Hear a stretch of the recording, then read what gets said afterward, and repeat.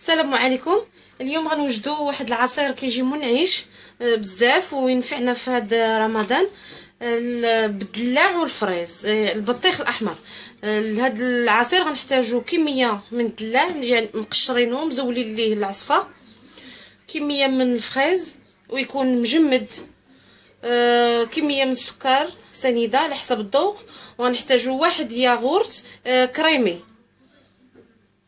باي نكهه تفضلوا. انا هنا درتو بالفريز.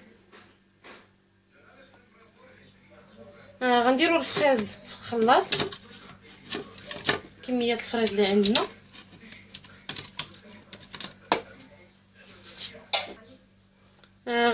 غنزيدوا البطيخ والدلاع، وغادي نزيدوا كميه السكر، وغنزيد الياغورت. انا كنأكد على الياغورت يكون كريمي. غادي نسد الخلاط وغندير كلشي يتخلط في الخلاط ونقدموه يكون بارد. ديالنا من يوجد كيجي بحال هكا، نوجدوه ونقدموه بارد وبالصحه والراحه.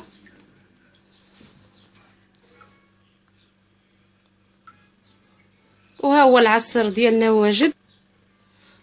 نقدموه في الفطور ديالنا، كيجي منعش ولذيذ بزاف، والبنه ديال الدلاع مع الفريز كتواتى مزيان.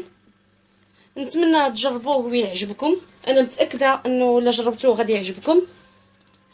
اللي عجباتها الوصفه تعمل جيم للفيديو، وما تنساوش تعملوا اشتراك بالقناه ديالي باش دائما توصلوا بجديد الوصفات.